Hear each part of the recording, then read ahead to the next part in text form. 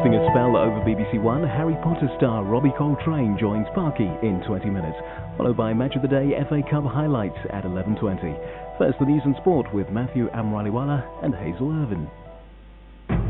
The scramble for power in Afghanistan gathers a new momentum.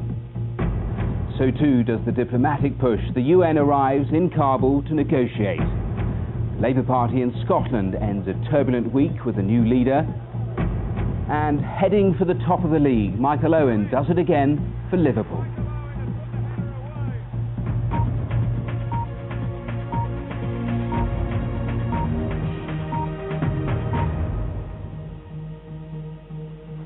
Good evening. The jostling for power in Afghanistan got underway in earnest today. The country's former president, Burhanuddin Rabbani, arrived in Kabul, claiming to be the country's only legitimate ruler, but still promising a broad-based government. A United Nations envoy has also arrived for peace talks. Meanwhile, there have been growing signs of discontent among the Northern Alliance over the presence of British troops in the country, as Ben Brown reports from Kabul. Watching television was forbidden by the Taliban, but now they're gone, people here are busy making satellite dishes once again. Things are changing very fast indeed. Today, Professor Rabbani, leader of the Northern Alliance faction that captured Kabul, arrived in the capital for the first time since his troops moved in. He was here to underline that he and his men are very much in control. Out on the streets, they make that clear. But at the same time, another faction, the Hazaras, are heading towards Kabul to stake their claim for a slice of power in post-war Afghanistan. There is a danger of a standoff between the rival armies who jointly toppled the Taliban, but who are now squabbling among themselves. A delegation from the United Nations flew into Kabul today to try and sort it all out, to get agreement on a power-sharing government. They know they have very little time. The delegation had to drive past the debris of war, a reminder of just how high the stakes are. For the time being, this would be a conference of Afghan groups and parties, all those who may contribute usefully to the future of Afghanistan. One UN idea is to have a multinational peacekeeping force. These British troops are already in place at the Bagram Air Base. The Northern Alliance say they are welcome if they've come to do humanitarian work, but not if they're here as peacekeepers. If you're talking about the presence of thousands of fighting forces from outside Afghanistan, this is a major issue which has to be discussed.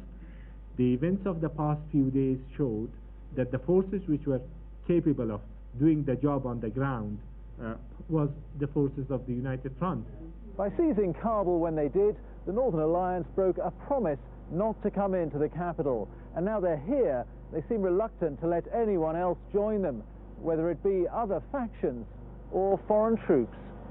Ben Brown, BBC News, Kabul. Well, away from the diplomacy, the Taliban has denied reports that it's been pulling out of its spiritual home, Kandahar. And in the north, 20,000 Taliban fighters are still digging in around Kunduz. Today, American B-52 bombers launched more attacks, as John Sopel now reports from the front line. In the language of war, this is called softening up the enemy. B-52s circled throughout the day, bombing Taliban positions in Kunduz, a bid to make them realize their cause is hopeless. But no sooner had the planes passed than the Taliban soldiers resumed their hilltop position across the valley, a gesture of defiance. This is the Northern Alliance front line. In the hills behind us are the Taliban. But for the moment, the Taliban don't seem to want to try to punch their way out, nor do the Northern Alliance seem to want to fight their way in. But this tense standoff can't last for much longer. The Northern Alliance are facing around 20,000 Taliban soldiers in Kunduz, many of them foreign, and they in particular will be shown no mercy. There are Chechenian, Arabian, Pakistani foreigners in there. And what will you do with them? We will kill them because they attacked on our country. They want to occupy our country and destroy the life of our countrymen.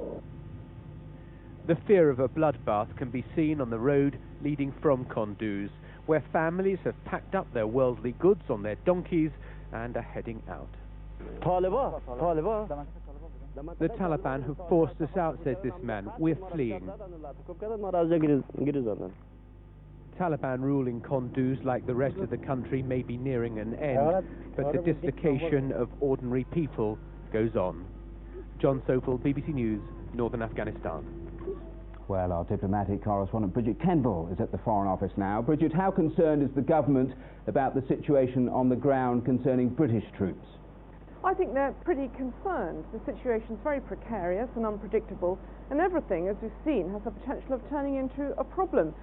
These comments that there have been about British troops from some Northern Alliance figures showing they're not at all keen on the idea of foreign troops on their soil. It turns out there have been contacts between the British government and the Northern Alliance leadership. Quite recently, Jack Straw, it appears, talked to the Foreign Minister just a couple of days ago, and indeed I understand he wanted to talk to him again today, but just to give you an idea of how difficult everything is, you can't just pick up the phone and call Kabul and ask for Dr. Abdullah of the Northern Alliance.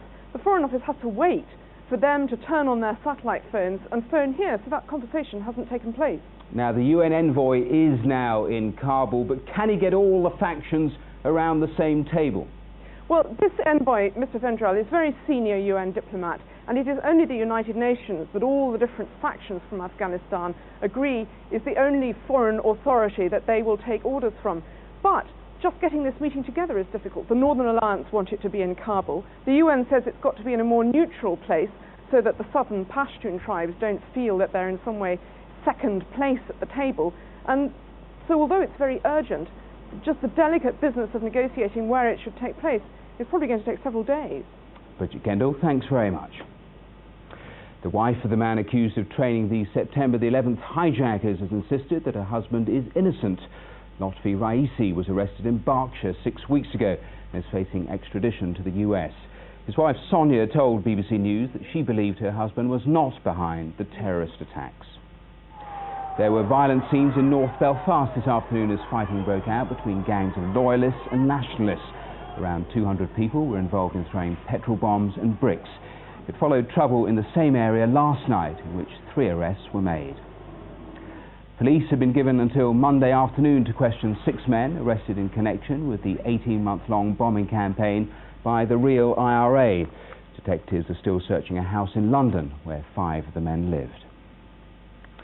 The actress Charlotte Coleman, who starred in 4 Weddings and a Funeral, has died at the age of 33 after suffering a massive asthma attack. She was also well known for her portrayal of the lesbian teenager Jess in the acclaimed TV drama Oranges Are Not the Only Fruit. The Scottish Labour Party has a new leader. Jack McConnell was chosen at a meeting of MSPs and the party executive. He's now expected to be elected First Minister by the Scottish Parliament on Thursday. For Jack McConnell and his wife Bridget, the vote ended 4 days of uncertainty after he admitted to an affair 7 years ago, a confession which could have been a stumbling block to his bid for leadership of the Scottish Party. But in the absence of any other contenders for the post, Labour colleagues gave him an overwhelming endorsement, preparing the way for a carefully stage-managed coronation of the man Labour want to be Scotland's next First Minister. He says that if he does come to office, he'll do all he can to improve the lives of ordinary Scots. I think it's very important that the Scottish Parliament has the confidence of the people of Scotland, and everything we do, we operate in an open and transparent way. But we get away from some of the, I think perhaps focus on the detail of people's personal lives of recent weeks and ensure that in fact the Parliament and Scotland is focused on policies. For Mrs McConnell, the spotlight of Scottish politics has been an unwelcome experience. After her husband's confession and the demise of Henry McLeish over office expenses, many within Labour feel a fresh start and a period of calm will help both the party and the Scottish Parliament. Today's vote in this building will help Jack McConnell secure his ambition of becoming Scotland's next First Minister. If and when he does, Labour will hope that the controversies which have dogged that office in recent weeks will end. Andrew Castle, BBC News, Glasgow. Nigel de Gruchy, the General Secretary of one of the country's biggest teachers' unions, has apologised to classroom assistants after claims he referred to them as pig-ignorant peasants. He said his comments had been misinterpreted. We're going to camp together and we're going to find out. The classroom assistant, helping pupils, supporting teachers. Not usually a controversial figure, until the Education Secretary announced assistants could help solve the teacher shortage. It's been suggested they could cover for teachers who are sick or on training courses or have already set the class some work. The Education Secretary laid out her plans for classroom assistants at these offices in Westminster last week. The leader of one of the teaching unions, Nigel de Gruchy, got up to respond, and it's alleged compared classroom assistants with pig-ignorant peasants. The remarks caused offence, and Nigel de Gruchy has been explaining himself. I was simply warning the government that if they wanted the extended role for classroom assistants to succeed, they had to make sure that they appointed suitably qualified and trained people, and they didn't try to go for some cheap option and get these people who were not properly qualified. I happen to call them, just by way of a colourful phrase, pig-ignorant peasants. Mr de Gruchy insists classroom assistants do a fine job, but another union representing 6,000 assistants is still annoyed. People working alongside teachers in a classroom must be highly qualified and trained to do the job they are required to do. And now that's the point he was trying to make. I'm sure he could have made it without using that language. All teachers are graduates, but you don't need any qualification to be an assistant. Schools do fear ministers want to plug staff shortages on the cheap. Sue Littlemore, BBC News. Now, just before the sport, how to literally topple a world record. More than 3.5 million dominoes were used to build this extraordinary display in the Netherlands. It included a Roman amphitheatre and a Wild West town. Disaster struck before the end of the course though, but after some careful calculations it was decided that enough dominoes had toppled to beat the world record. Well, now with news and an eventful day for football and rugby, here's Hazel Irvin. Thanks, Matthew. Good evening to you. The top of the FA Barclaycard Premiership table is tinged with red again tonight as Liverpool regained the initiative in the title race. Michael Owen scored in a 1-1 draw at Blackburn, which is good enough to put his side in pole position once more. The two men in charge of these sides, Phil Thompson and Graham Souness, put on a public show of friendship before the game. Old conflicts between the former Liverpool players were forgotten. On the pitch, it was the visitors who went ahead first. Michael Owen gave Liverpool the advantage. Michael Owen has put the header away. Blackburn's David Dunn showed some of the skill that's seen him tipped to join Owen in next year's England World Cup squad. At half-time though, Blackburn's unbeaten home record looked under threat. But at the start of the second half, Matt Jansen was given space and took his chance to equalise. Liverpool then struggled to raise their game. Danny Murphy squandered the final chance of the match deep into injury time. Liverpool may be top of the Premiership, but with Leeds playing tomorrow, it could be a short-lived reign. Daniela Ralph, BBC News. Elsewhere in the Premiership, all eyes were on the big North London derby and Sol Campbell's return to White Hart Lane in an Arsenal shirt. As the Gunners team coach arrived, it was hit by several objects and given a hostile reception by Tottenham fans, still bitter about Campbell's decision to join their rivals in the summer. On the pitch, it was a predictably frantic derby match, which finished 1-1. Robert Pires gave Arsenal the lead in the 81st minute, but with almost the very last kick of the game, Gus Poyet's volley rescued a point for Spurs. Meanwhile, champions Manchester United had a comfortable afternoon against Leicester City, winning 2-0. Ruud van Nistelrooy headed his 8th goal of the season, and Dwight York finally got off the mark with his first. In the other games, Aston Villa squandered their chance to regain the top spot. It was goalless against Middlesbrough. Derby County beat Southampton to claim their first victory since the opening day of the season, and Fulham beat Newcastle 3-1. That's now 27 games without a win in London for the Magpies. And those results mean that Liverpool march on at the head of the table, although they could be overtaken tomorrow when second place Leeds United take on Sunderland. Manchester United move up to 4th, while Southampton have dropped to the foot of the table, with Ipswich and Leicester occupying the other 2 relegation spots. In Scotland, Aberdeen have set a new club record with their 7th home win on the trot. An injury time header from Robbie Winters put the finishing touch to their 2-0 victory over Hibs. Meanwhile, Celtic maintained their unbeaten record in the Bank of Scotland Premier League, but it took a Henrik Larsson penalty just before half-time to see off Hearts, and Rangers maintained their convincing form with a 4-0 win over Dunfermline, but they're still 7 points behind Celtic. Great Britain's hopes of winning Rugby League's Ashes series are on hold for another week. In tonight's second Guinness test against Australia, the Kangaroos bounced back, and how. The world champions ran in 7 tries to win the match by 40 points to 12 and square the series. The decisive test is in Wigan next Sunday. Meanwhile, England's rugby union side set a new world record today, overwhelming Romania by 134 points to 0 at Twickenham. Clive Woodward's men ran in 20 tries, this one from Jason Robinson, and Sale fly half Charlie Hodgson marked his debut by chalking up an English record of 44 points. Less one-sided was the match in Dublin, where Ireland got off to a wonderful start against New Zealand thanks to a try from centre Kevin Maggs. But the All Blacks surged back into the game with 5 second-half tries, including this one from giant wing John Olomu. The Irish, who've never beaten the Kiwis, scored again late on, but they lost the match by 40 points to 29. In Cardiff, the pressure on Welsh coach Graham Henry was eased by his side's comfortable victory over Tonga. After losing to Argentina last week, a try by Gareth Thomas settled the Welsh nerves. 5 more touchdowns followed, including this runaway effort from Rhys Williams, as Wales took control to win 51 points to 7.